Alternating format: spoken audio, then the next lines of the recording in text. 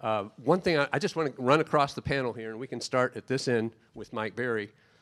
Could each of you walk us through a recent experience you had locating or expanding a company in Texas or working with a company during that decision-making process? What were the turning points, and maybe what were the sticking points?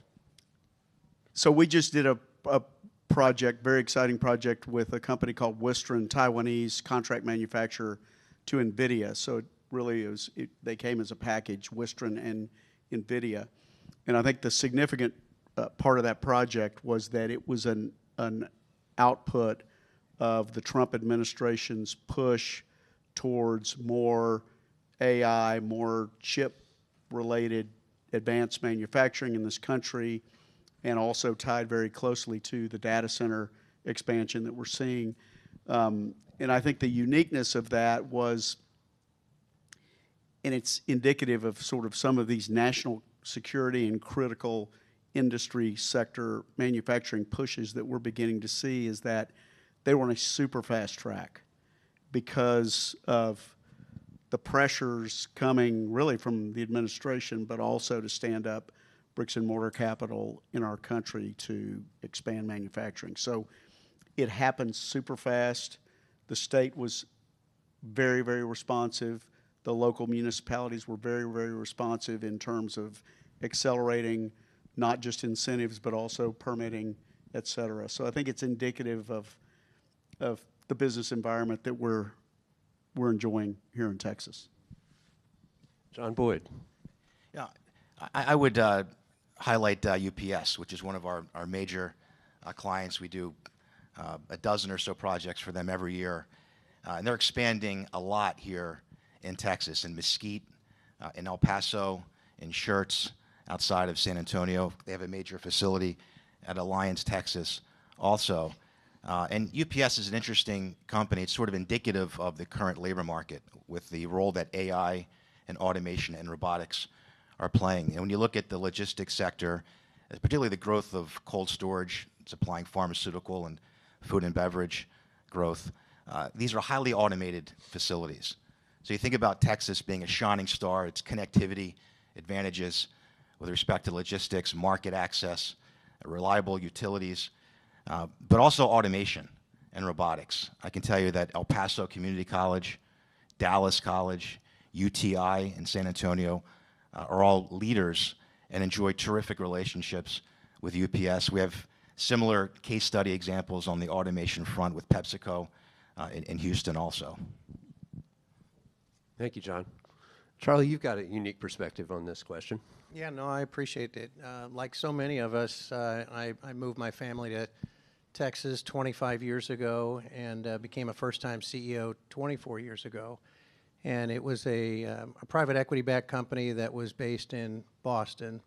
And I remember them asking if I would be open to taking the job, and I said, would you be open to moving the company to Texas?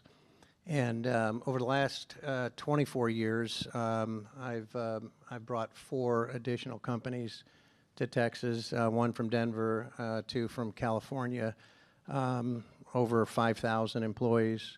And in the mix, 25 subsequent acquisitions that also fueled a lot of human capital that, despite the fact that there's not mountains and oceans, those people found Texas to be a great place. So a lot more to talk about, but it's been a great journey. Thank you. Brian Daniel. So, you know, over the last 10 years, I've had a really great sort of vantage point to help hundreds of companies make their move to Texas, whether they're starting off here, they're moving from somewhere else, or they're just expanding their operations here. First in the governor's office, I was Governor Abbott's chief economic development official in his first term and a little bit of the second.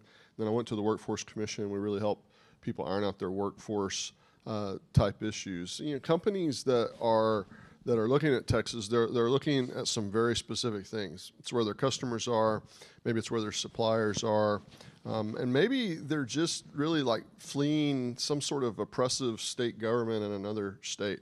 It happens a lot. The decisions other states in this country make astound me. Like the things that they do, the way they've structured their government, the way they've done their taxes, the way they've done a lot of things. I don't understand what economics textbook that came out of, because it's not going to work.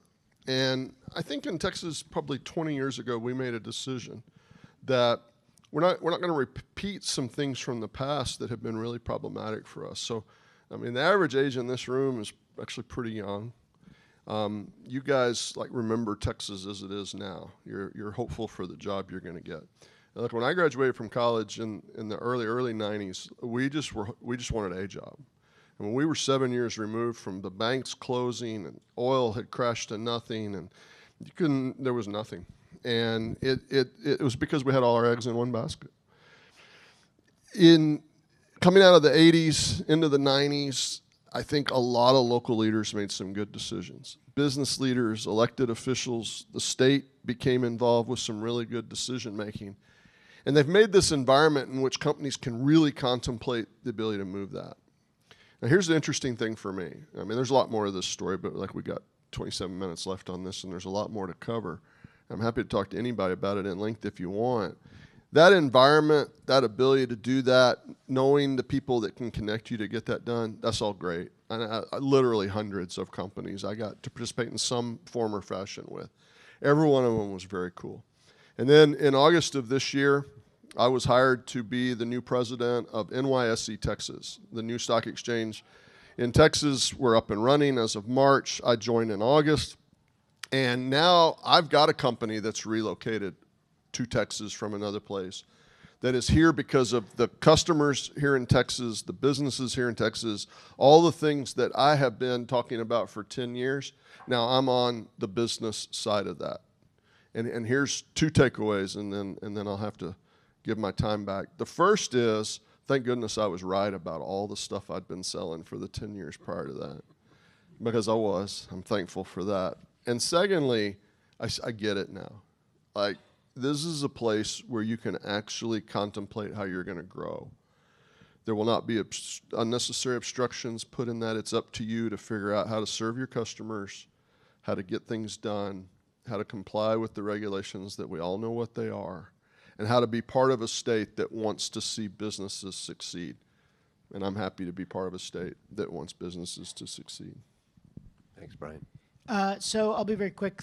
So one of the hats I wear here at Texas A&M is helping the university and the A&M system as a whole build this new innovation campus in Fort Worth. Ultimately, we expect will be $1 billion plus innovation campus. But the particular frame of reference that from the outset we had for it was, how do we use the academic assets and resources of the university around R&D, around workforce training and development, and around obviously graduating students from certificate programs, degree programs, et cetera. How do we use that as a device to advance industry development, growth, and attraction for Texas? And so, so that campus is now emerging out of the ground. First building of what we hope will be 5 initial ones will open in May. But the example in terms of a company's attraction, so A&M has a long-standing expertise in visualization, virtual reality. Think of it as everything around not just gaming and movies and television, but also healthcare and aerospace and aviation, all these things around visualization where you're using something of this sort. Even Lockheed, the digital twinning, how in designing complex things. Anyway, so real expertise in that area. We were talking about how that program might have a place in Fort Worth around some of the key growth areas in Fort Worth, around healthcare, aerospace and aviation that we already have with Lockheed and Bell and some others.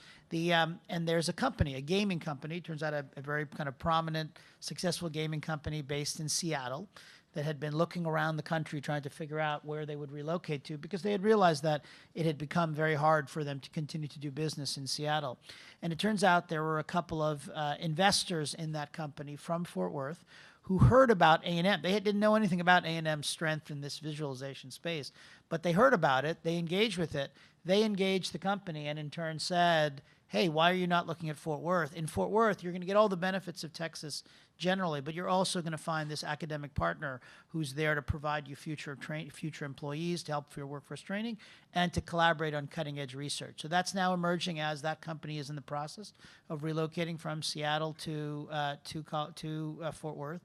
They already have a kind of a foothold there, where A&M students, undergrad students from College Station, are spending a semester at a time in Fort Worth, working with the company and partnering with them. And we're now in the process of building this virtual production studio, this kind of high-end film, television, visualization facility that will support the growth of Fort Worth in this sector as well. So that's an example of the way in which this academic component can add to the business attraction work as well. Thank you, Robert. And as somebody who has reported a lot on video games and esports, when you say gaming, that's what you mean, right? Okay.